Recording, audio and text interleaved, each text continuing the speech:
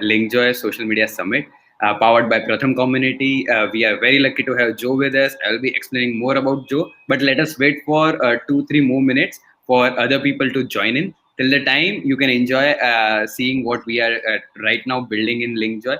And if it interests you, then also check out what we are doing there. Okay, the screens are visible now. Let me just play it.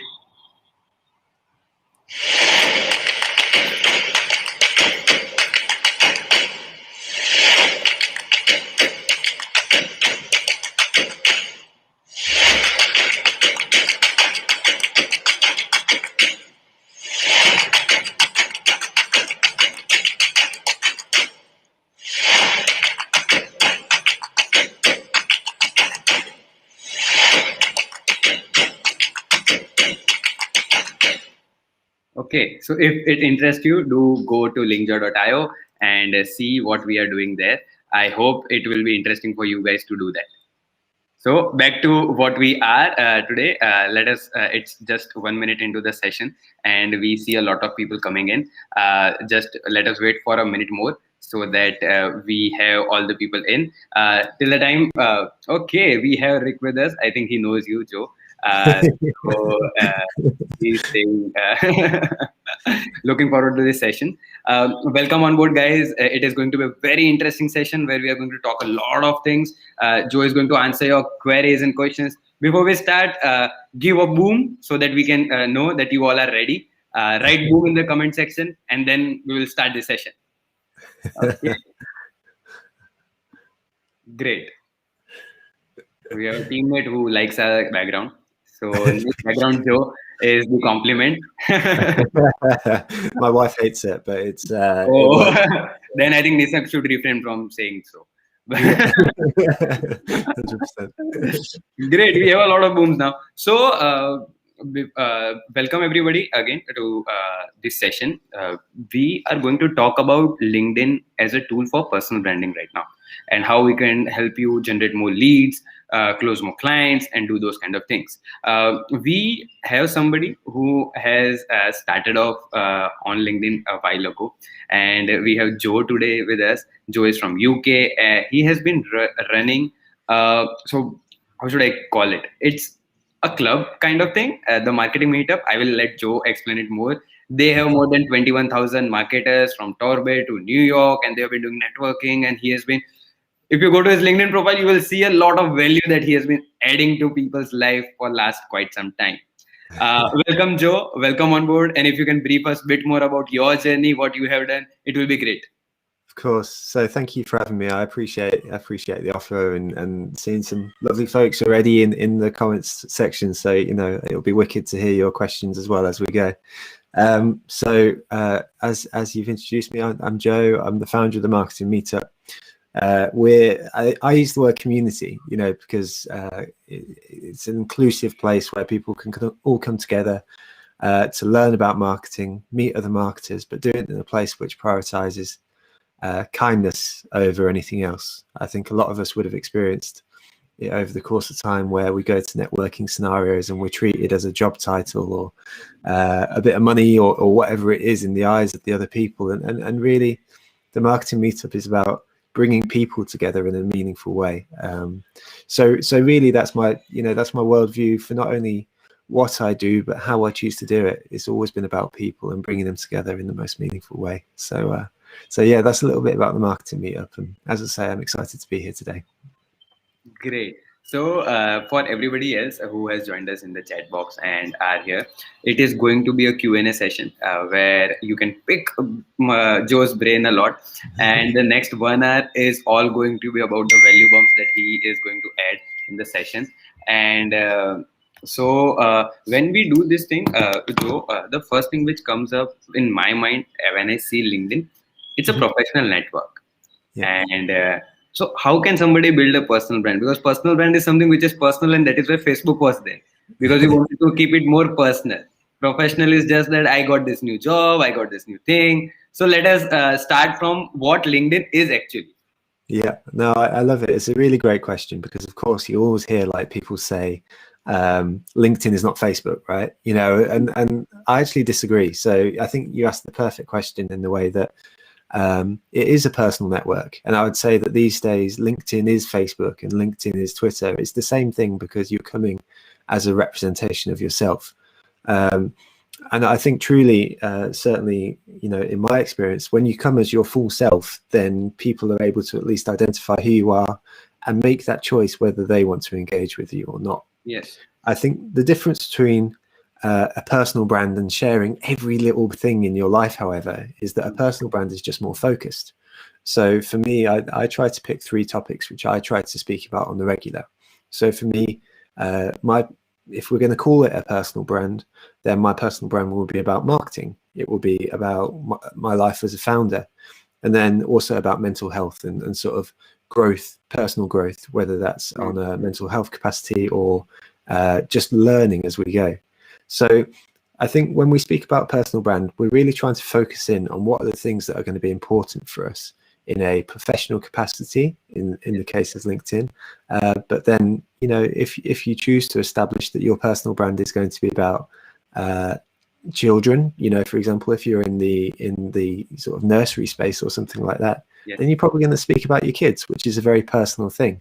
So I really try not to draw a line of distinction and say you've got to be a professional self, because like, what is professionalism anyway? You know, for me, it's just about respect.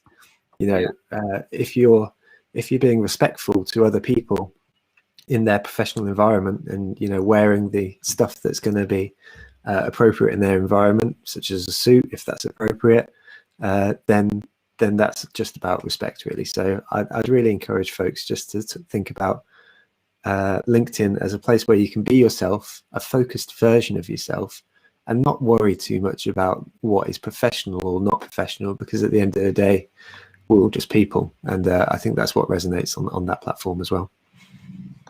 Great.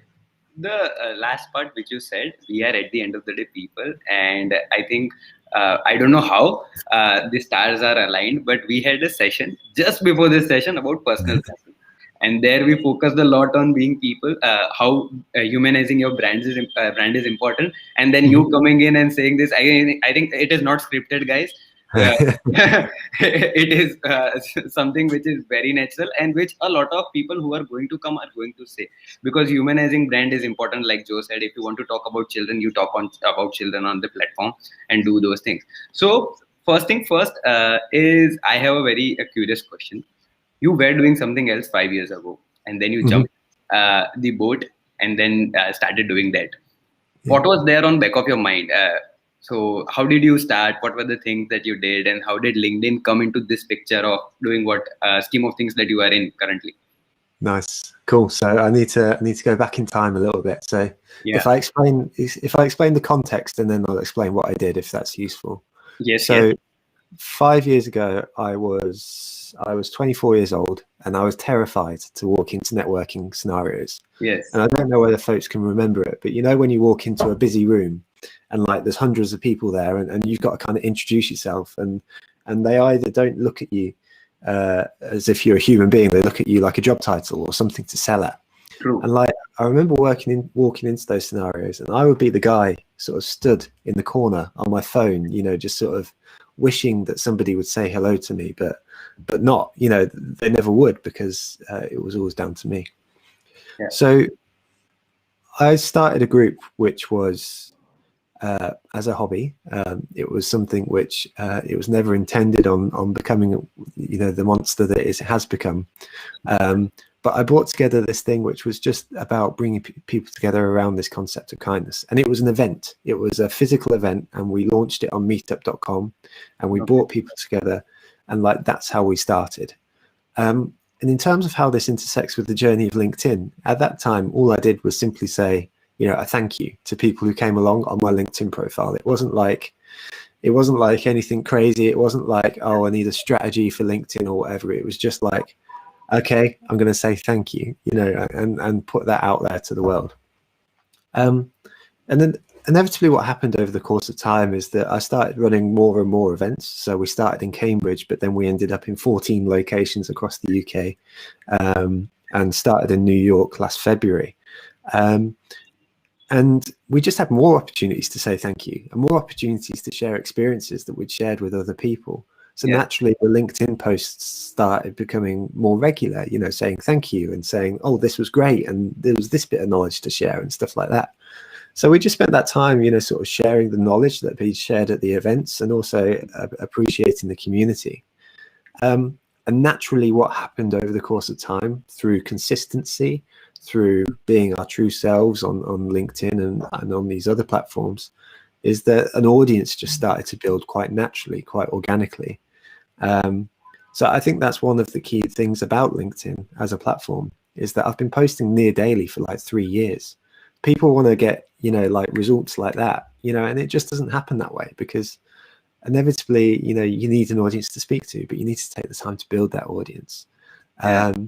So yeah, you know, we kind of got to that place, and you know, over the course of time, then you know, we kind of brought this community together via LinkedIn, via my personal brand. I would say that one of the most important things that off the back of this LinkedIn activity, however, is that it's got to go somewhere, right? You know, and so you can establish a personal brand. Yeah. But if you're not going to do anything with it, then it's just a community of people liking stuff, you know, which is fine. It's okay if that's your goal. Yeah. But if your goal is to help support your business, then it's got to go somewhere. So for me, I tend to use LinkedIn as more like both as a brand reinforcer to sort of say, you know, we are who we are, and you know, we really mean it. But then also to direct people to the newsletter and our events and stuff like that. So, for example, on Tuesday, we run weekly webinars where we get people to come to our events. And like, I just put a post out about the event that we were running the next day and told the story about that event. And a whole bunch of people engaged with it on sort of likes and engagements and stuff like that. But then also a load more signed up for webinars too, which was really, really important for the business. So it's been a real journey. From just saying thank you all the way through to having a real serious impact on the marketing meetup as a business and as a community. Understood. So what I understand is your journey as an individual on LinkedIn has been, I think, fairly different from what normally people try. It has been more organic in a way. Organic means things came naturally to you and you did those things. And you one thing led to another, and then we are here today. Yeah. Spot on. Absolutely spot on. I would say that one of the things that I'm actually wasn't organic was that whenever we opened a new location, I spent a little bit of time to get in touch with all the people on LinkedIn that I could find within a local area with the job title that I wanted to sort of meet. So the marketing meetup, our audience is marketing managers primarily. That's who we speak to. That's our audience. And there's some lovely comments coming in, by the way. So thank you very much for these. But our audience is marketing managers. So when I went into LinkedIn, when we opened up a new location, I would spend probably 2 weeks or so getting in touch with heads of marketing and marketing managers within the local area, just using their search feature to find them out and saying, hey, look, I'm bringing this thing to the area. It's free to attend. Would you like to come? And it was as simple as that. It was a connection request and it was an email in there, a message on the connection request. And in that moment, you know, people could either accept the connection request, at which point I sent them a follow-up link to the event, or if they chose to say, hey, it sounds great, but I can't come. And I said, oh, that's no problem. Would you mind telling your team? So, you know, if they'd taken the time to respond, then I just asked them for that quick thing. Because, like, for me, it was quite an easy sell because it was a free event. It was done purely in the interest of them. We needed to, you know, it was about looking to bring people together in a very meaningful way. And therefore, there really was no downside for anyone. So, you know, we asked folks to do that. And that was one of the ways that we grew the meetup beyond just an organic way. Great.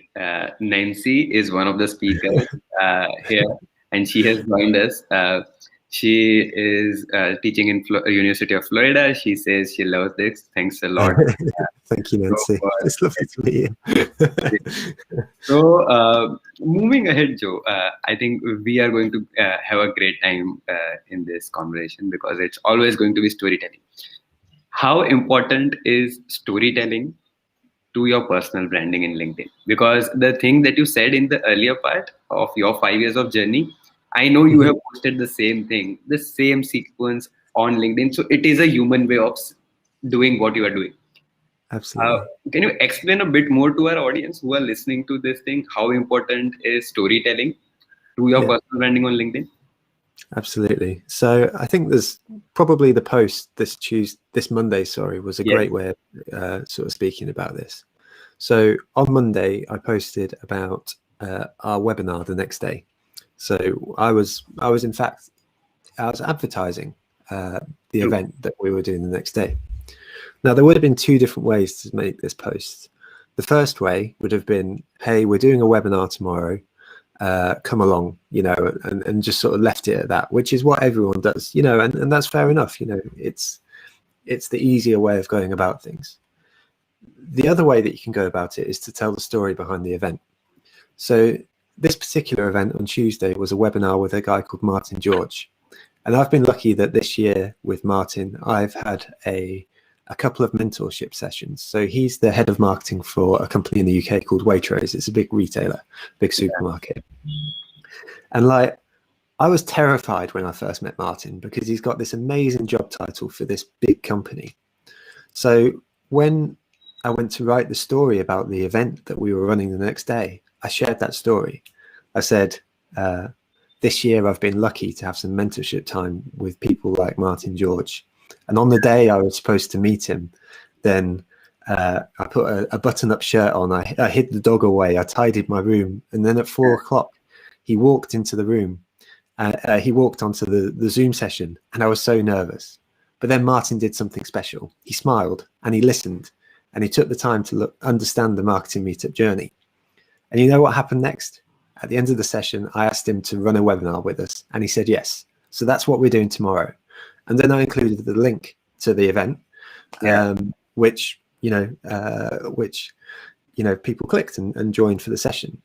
So you can see that there's two different approaches to this LinkedIn thing. The first is like you can post we're running an event tomorrow. The second is you can give a background to the humanity behind the stories and the events that are happening.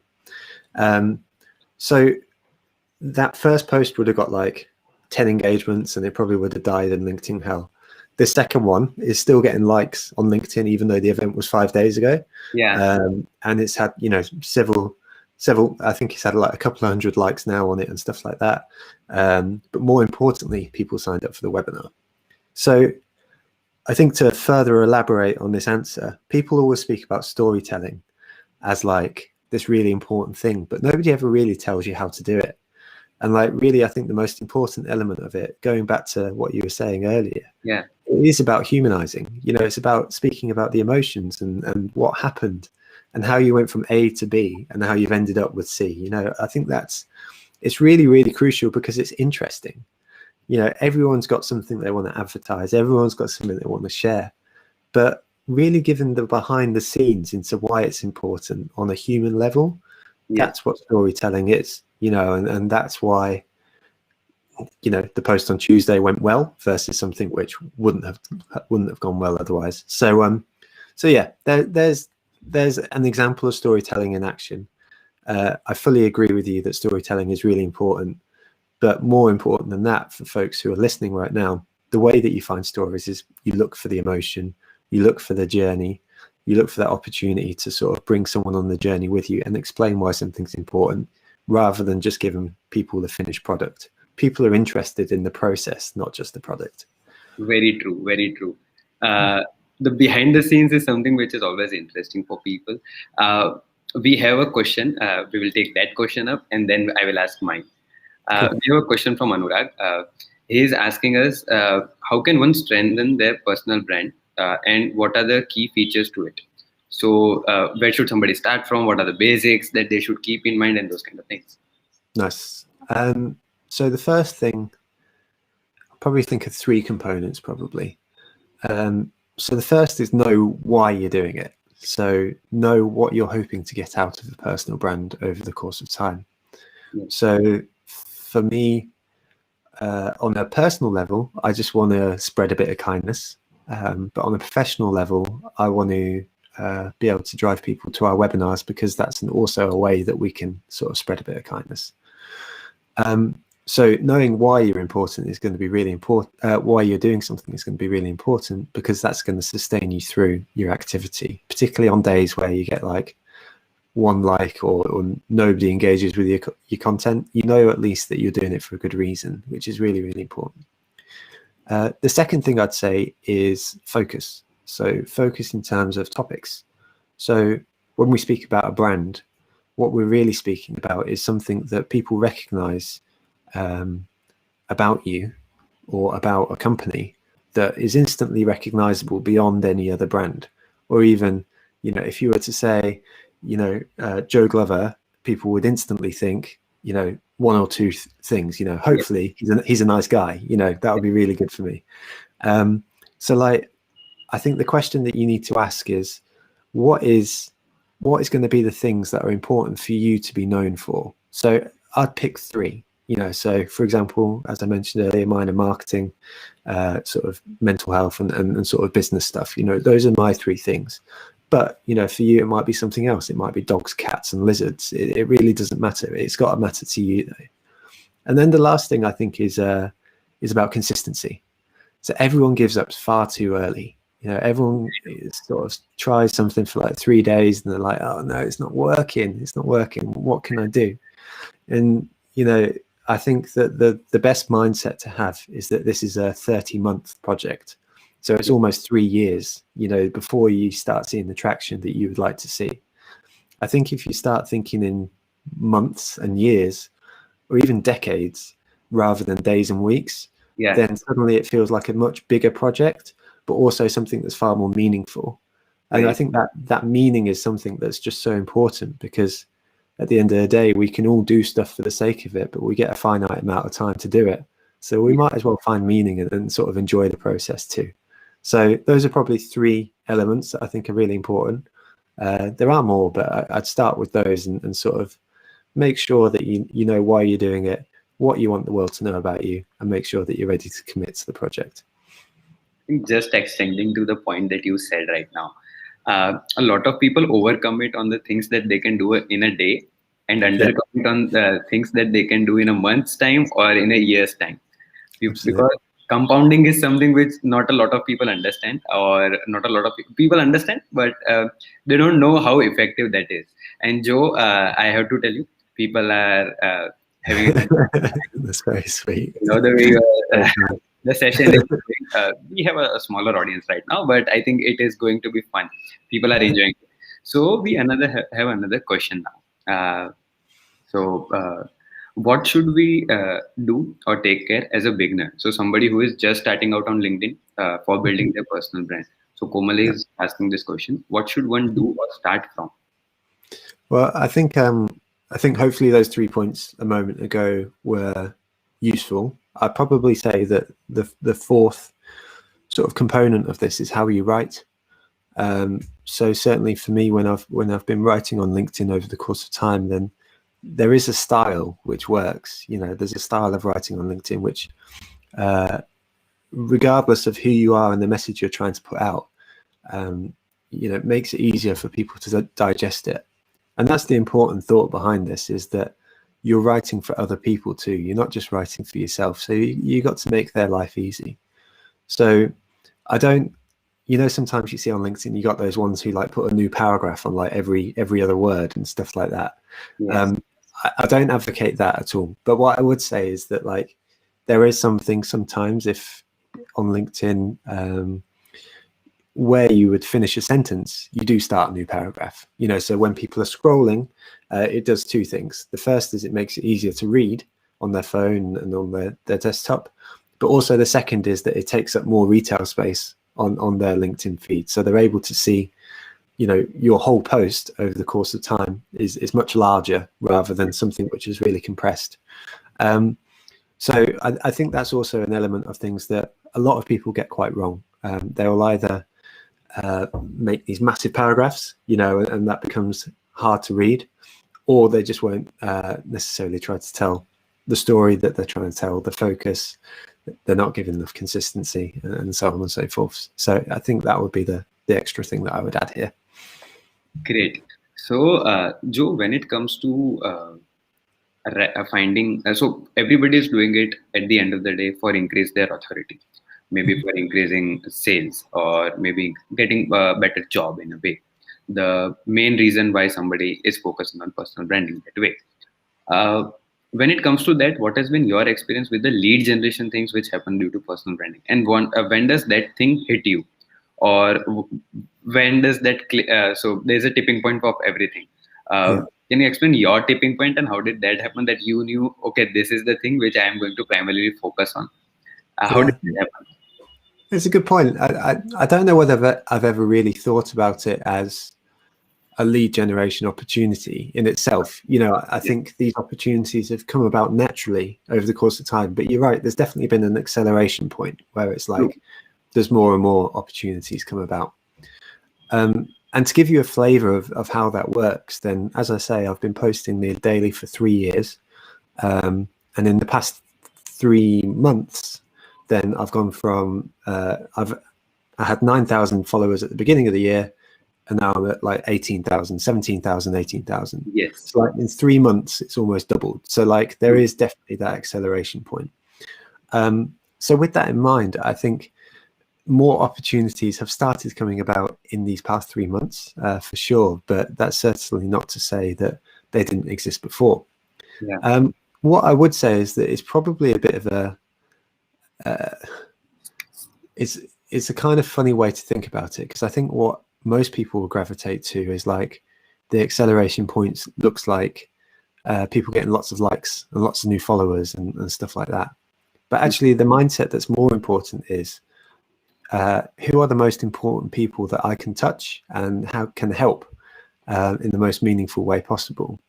So for example, a B2B agency working in retail, for example, they only need 10 new clients in a year, and it's a really, really good year. So really, in that case, you only need 10 likes on each status update, and you're doing a really, really good job. So I think everyone has like a different experience of it. With the marketing meetup, it's quite important for me and the business that we reach as many people as possible, because that's how our community grows. And, you know, having a larger community is an important thing for us. But, you know, it might be that the most important thing for you is to reach those 10 people.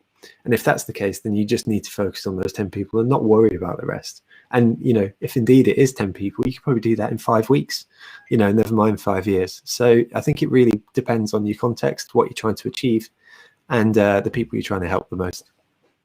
Great. So guys, if you have any questions, do drop it in the chat box. We will be taking up questions. And if you're here, do subscribe to the channel so that you don't miss out on the next sessions which are coming up. Press the bell icon. Going ahead, Joe. We have touched upon personal branding. We have touched upon the lead generation part. We have fairly seen what people should keep in mind. So if, like you said, if you need 10 clients, you need to pursue LinkedIn as a platform for those things. Mm-hmm. How as a platform has LinkedIn evolved in the years that you have been using it for last 5?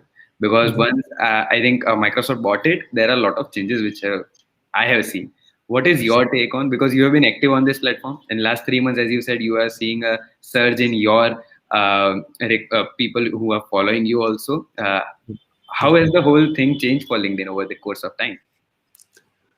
It's a really interesting question. I think as a platform, more people are using it, for one, and more people are using it with an attempt for lead generation purposes. So my messaging area is certainly, you know, my inbox is a lot busier than it used to be, but a lot busier with like unpersonalized automated messages. And that's almost like, I feel like that's come in more and more in the past sort of 2 years or so. I don't think that was really the case before. Increase in phantom busters, I think. Yeah, 100%.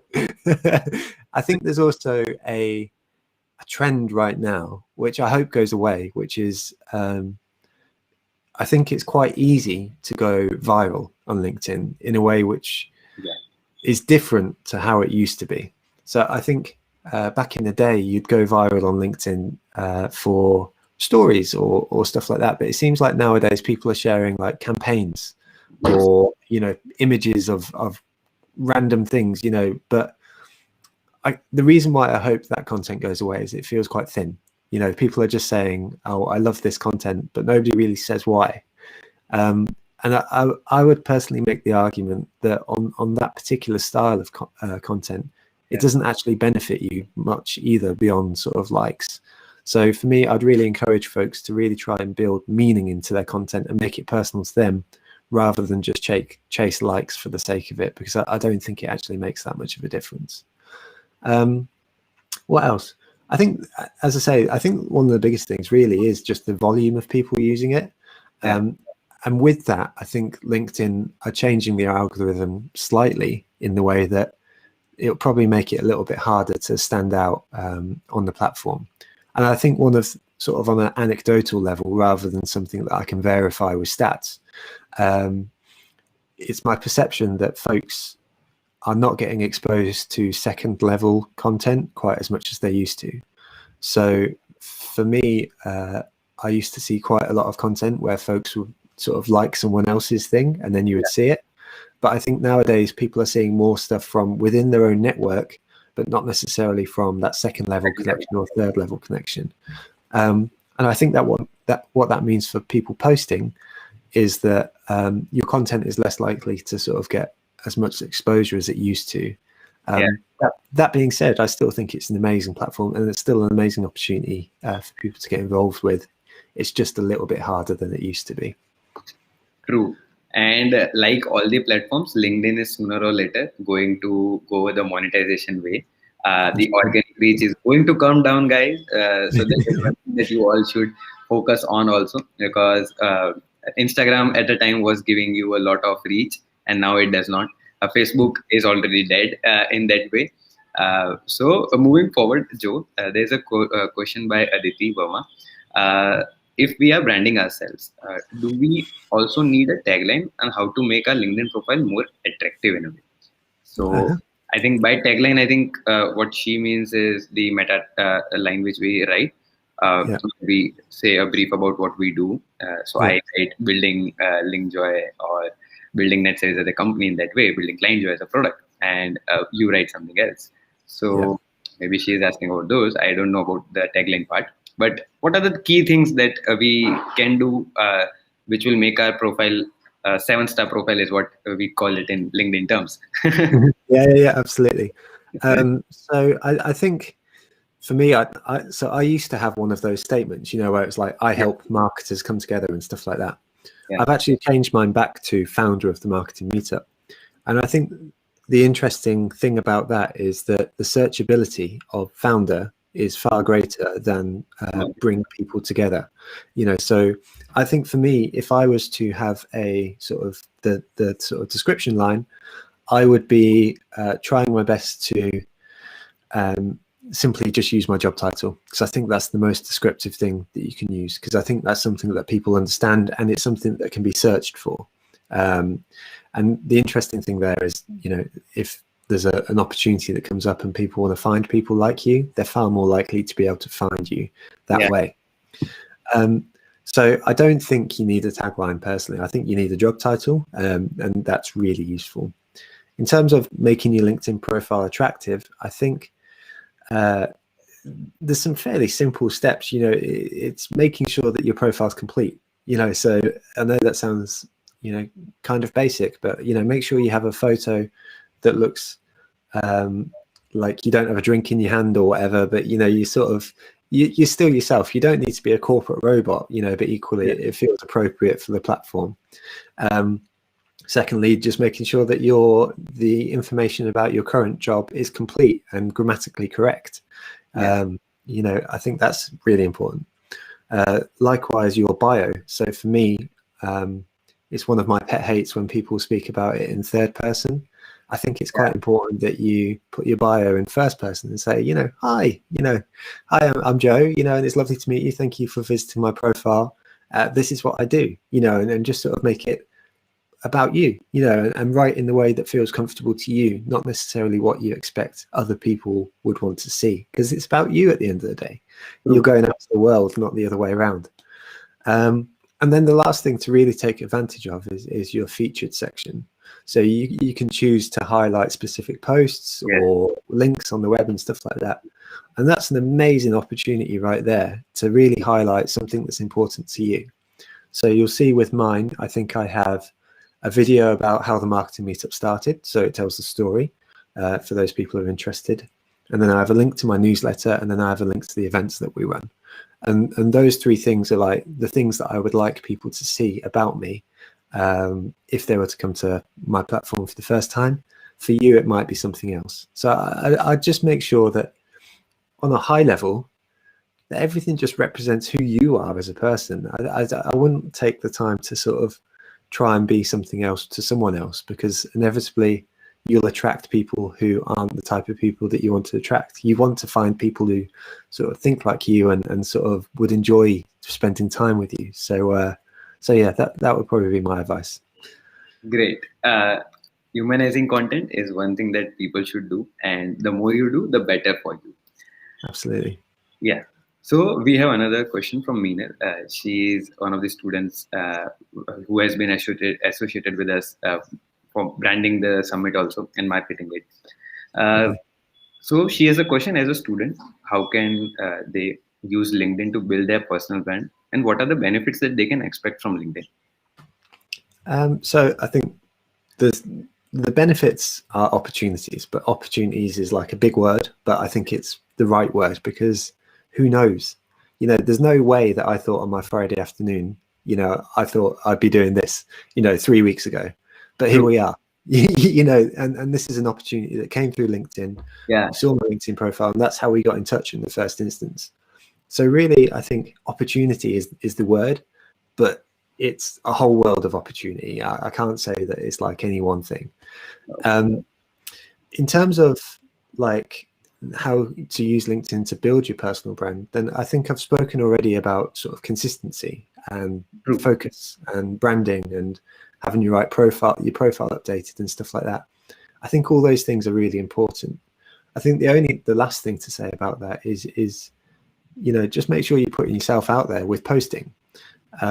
I think some stat on LinkedIn is like only 1% of people post on LinkedIn. Yeah. And like, if that's true, then, you know, if you're posting on a daily basis, you're already doing more than 99% of people are to build your personal brand on the platform.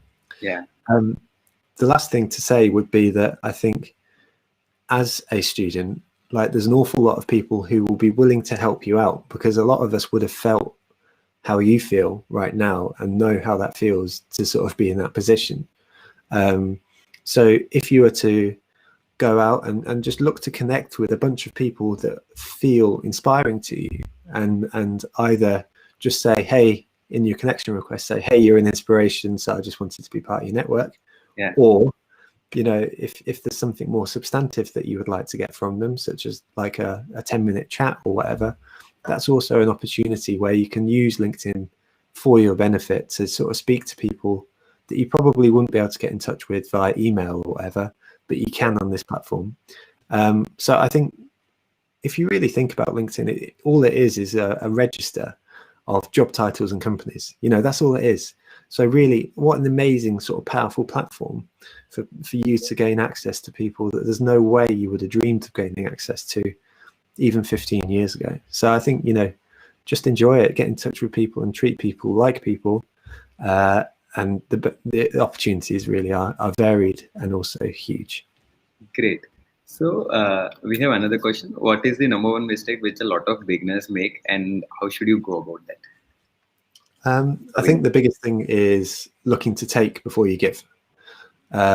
So for, you know, you will still see, even if that 1% are only the 1% of people who are posting, there's probably like 0.8% of those people who are like, sorry, 98% of those people are like people who are just like posting saying, hey, we're doing a thing, and then leaving it at that. And they're looking to take rather than to give. You know, so inevitably what happens there is that people just don't engage because it's not interesting. The only person it's interesting to is themselves, you know. And so really the thing that I would encourage folks to do is to share, you know, and sort of look to be there for other people, look to support them. be genuine and authentic in it. Really look just to help people. It's amazing. My whole career really has been built off the back of just looking to help people in the most genuine way. And then I've been lucky that in return, folks have said, what, we're happy that you've done that, so we're going to sort of return the favor, so to speak. But I didn't do that with the expectation that they were going to return the favor. They just have. And I think for the most part, people do. So really look to see what you can give rather than what you can take. There's a slightly more technical one, but it's also sort of filed under the same category, which is far too many folks will spend time sort of like posting links and stuff like that. I'd actually look to make sure that your giving is sort of native to the LinkedIn platform rather than looking to direct people to external websites, because from an algorithmic perspective, then that's also going to scupper your reach, which is not useful. Very true. Then we have a question from Sneh, and Sneh is asking when we are using LinkedIn for lead generation for more than one niche. So somebody is also targeting people who are in e-commerce, and somebody is also targeting, just to expand this example, in PHP or maybe WordPress, if they are into web development niche. How can they ensure that they are providing value to both the target audiences and in terms of reach and engagement? I think it's probably as simple as making sure that you're actually providing value, that you're taking the time to understand them first, rather than just, the messages which you see, which are like, hi Joe, blah, blah, blah, blah, blah, massive thing, and even the ones where it's got like a PDF down the bottom, it's like, I'm so bored by the time that I've got there, I'm not going to click the PDF because it's not interesting. True. I think if I was to personally start a lead generation thing on LinkedIn, I would take a far softer approach personally. I would be looking to connect with people and looking to actually understand them first. It really depends on your context of your world. I mean, so if we use the example we used earlier of a B2B agency, you might only need 10 leads and you've had a really good year. So in that case, you can sort of take a slow approach. You can get to know them. You can comment on their stuff. You can, sort of share stuff over the course of time and just say you think it's going to be useful. All these are examples of stuff that's going to take time, but it's far more meaningful. And you end up building a relationship which is, brilliant, is absolutely brilliant because you built it on the basis of something real. If you're looking to target something which is far more mass market and stuff like that, then I think engaging with stuff like insights, so actually posting out insights, would be really useful. For example, Social Chain, as an example, they're an agency up in Manchester. They post out a monthly league table of the best brands doing the most things on social media. And that's an example of them sharing insight that nobody else has access to. Also establishes authority and gets people to come to them. I think that's one of the things about lead generation. Everyone assumes that it's got to be outbound, but actually LinkedIn is a real opportunity for so much more inbound activity too. So I'd really be looking to say, if you're looking to engage with different niches, then think about what you can look to give from a sort of an inbound perspective and try and build that out, probably more than an outbound perspective, because I think everyone's so tired of being messaged constantly with cold stuff that nobody really engages with it anymore anyway. So yeah, I'd look to give first. I mean, it pretty much goes back to my first answer in a way. Very true. A lot of DMs which are there, which we touched upon in the initial days, a lot of things are getting automated, which you said. Yeah, absolutely. And that is just pushing things in the non-human way for LinkedIn. Yeah. Because every time we accept a request, we know that the next message... it's horrible, isn't it? and it's off-putting. And I think the problem is that now, whether your message is sincere and manual or not, because everyone else has kind of ruined it, then everyone is already a little bit guarded. They're not looking to be sold at, even if it's something useful. It's like if you get a random phone call from someone and they're like, I'd like to help you get some information about getting a cheaper insurer. If you're not expecting that thing, you're going to go, no, no, thank you. I'm not interested right now, even if it's for your benefit. you have to be able to bring people into the right headspace and sort of say, you know what, I'm here to help, and I've proved it over a number of years or a number of months by sharing first. Very true. Very true. Then we have another question with Rohit.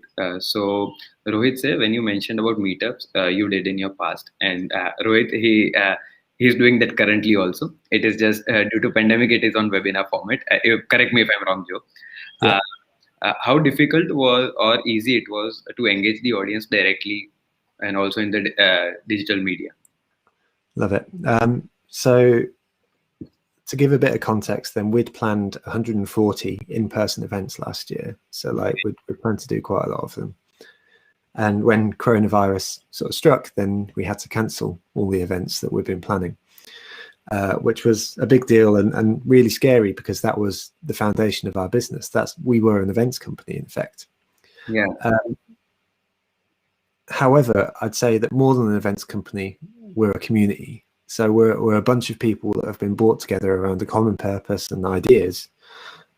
So in the moment our events became cancelled, then we had to go for something else. And of course, that's webinars.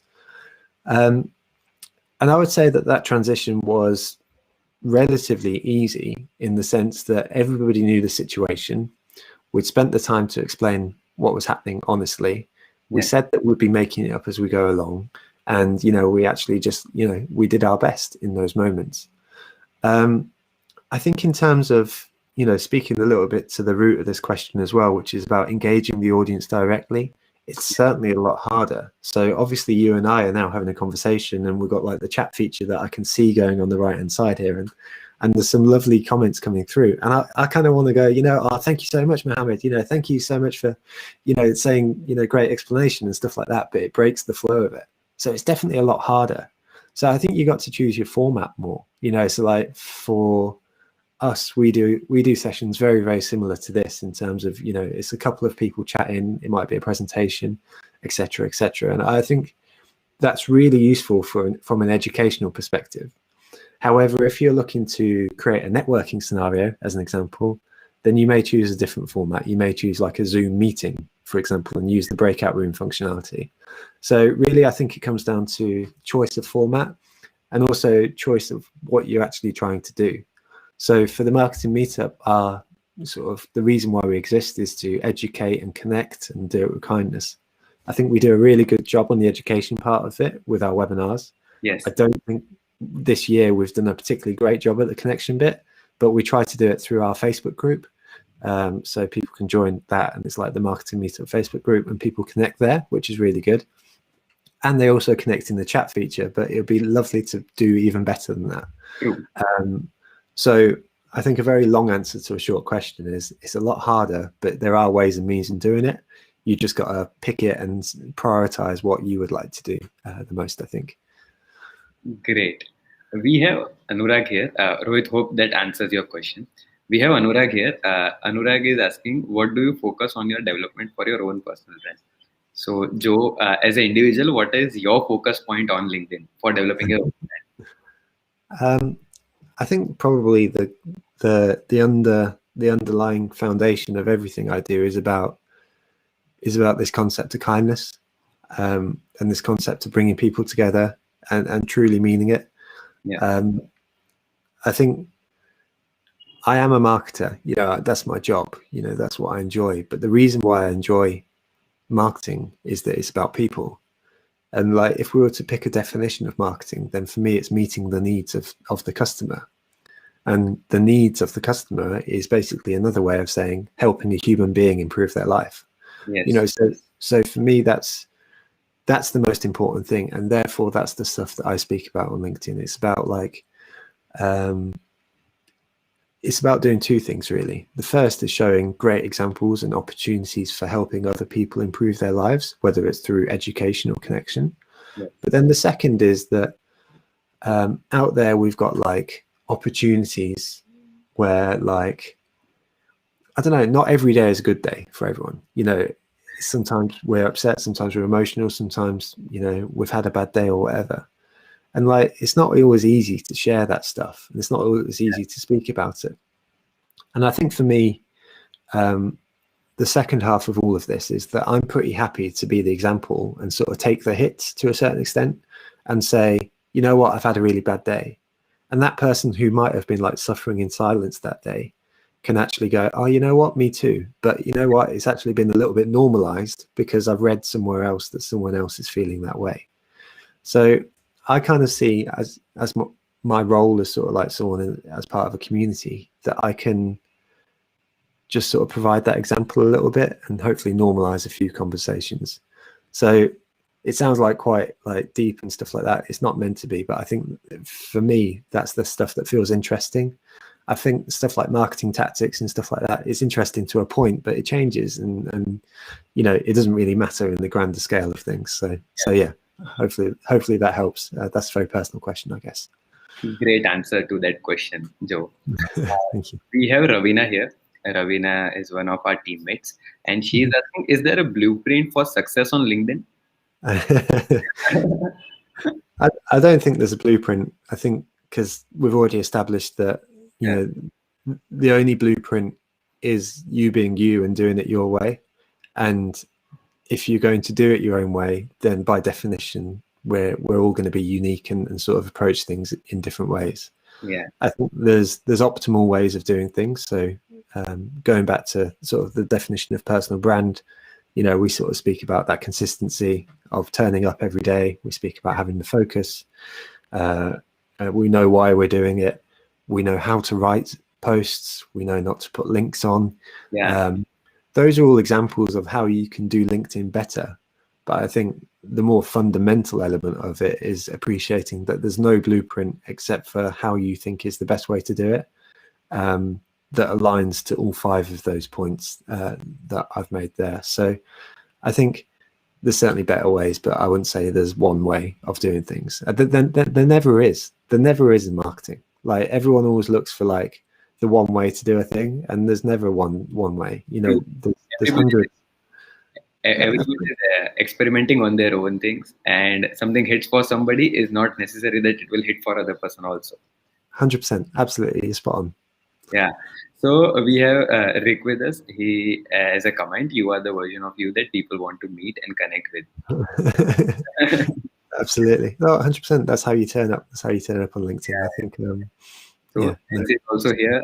She's one of the speakers, and she has also a good comment for us. The power of LinkedIn is real. I and Nancy met on LinkedIn. I and Joe also met on LinkedIn, and helpful for the tips. Very true.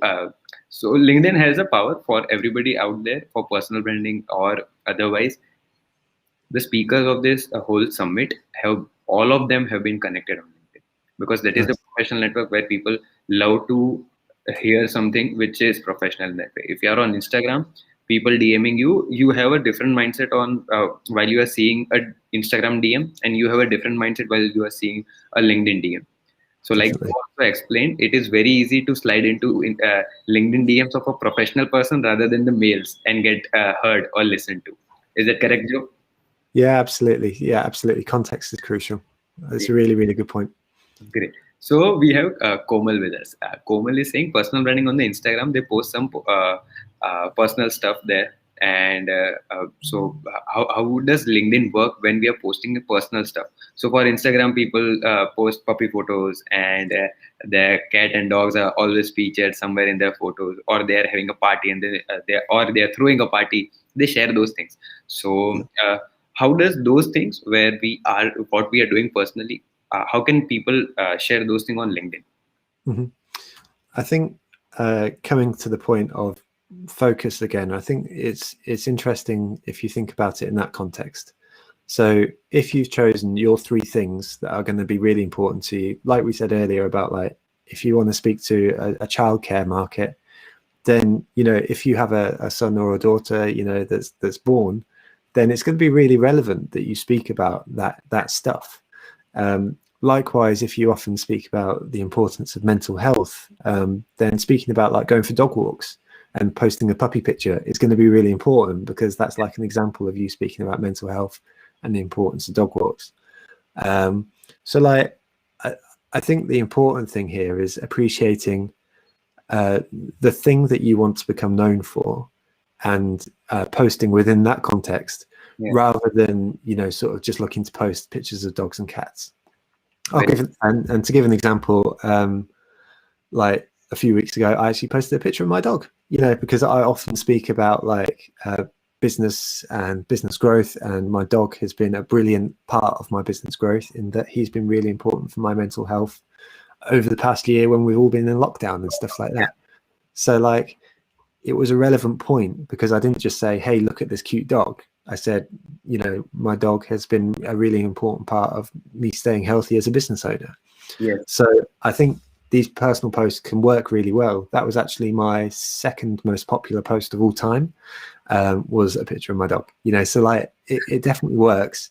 And I think the other thing here is that it adds context and background to you as a human being. You know, I think people appreciate those things. You know, if they think you're a corporate robot or whatever, Yeah. they, you know, it depends on the impression that you want to create about yourself. But if they think you're too corporate, they may choose to not engage with you because it's intimidating, or they don't want to speak to someone who's, you know, just like, you know, who's just not going to be particularly friendly. You know, so I think if you're giving background to yourself and it's an important part of your job and the perception that you want to give out, then by all means post personal stuff. I think it's important. Yeah.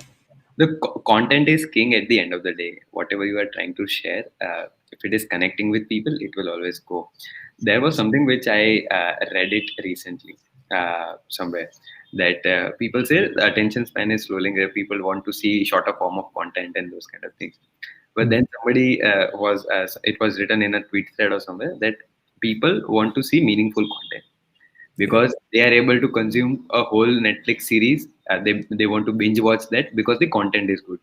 They Yeah. are reading a full book because the content is good. Yeah. So if you are making that thing that they want to see shorter form of content, that is not true. They want to see more meaningful content is the way forward.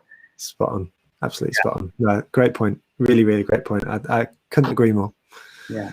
So, Joe, as we come to the end of the conversation that we are having, and usually I do this with the podcast that I run. I ask these two questions, but the kind of session that we had, I was intrigued to ask these two questions to you, right? I usually don't do that with the sessions. That's cool. Yeah. So, what is your source of learning? Because you have been learning. I think we are in an industry of marketing where we continuously learn a lot of things which were taught in our colleges. So, suppose if we did MBA, the 4 Ps of marketing by Kotler, the book has been taught everywhere around the globe, and those kind of things are still relevant. Those are the basics. But the social media thing, so suppose Clubhouse is coming up, we are not taught anywhere how to use Clubhouse or do those kind of things. How do you keep up with those kind of knowledge, and what is your source of information? Yeah, I mean, I guess it will be, I don't know whether it's an obvious or a disappointing answer for you, but that's kind of one of the reasons the marketing meetup was set up, you know, was to sort of stay abreast of that sort of learning. So I guess for me, as selfish as it sounds as an answer, then, you know, that's the platform, that's what it was designed to do. So, you know, I sit on a webinar every week for an hour and learn from, you know, one of the world's best speakers on a specific topic. So for me, that's where a lot of my learning comes from, on sort of like the more sort of changing stuff, the channel stuff. So yeah, I'll give that as an answer. And then probably the second answer would be probably LinkedIn, really. You know, LinkedIn is the place where I'll go to sort of discover content, and then, you know, sort of find that over the course of time. So probably those two avenues. Great. So, Joe, it was a great show. I had a lot of learnings. I had a great time, and Ganesh is also saying the same. It was a so everybody around, please write value bomb in the comments, and then we can end the sessions. If you still haven't subscribed to the channel, please do subscribe. We have a lot more sessions coming up. The next one is in 1 hour. It is going to talk about influencer marketing and how we can target influencers. Niche branding is there because nano influencer, micro influencers, and big influencers are there. For your brand, you need to understand more. Again, Joe, thank you very much for joining us here. I know how hard it was for you to come on this show. We have discussed those things, and again, congratulations for those things. Thank you again for coming in. Well, no, thank you, and thank you to everyone that took the time to watch as well. I appreciate you guys, and appreciate anyone sitting here and listening. It's appreciated. Thank you. Thanks a lot.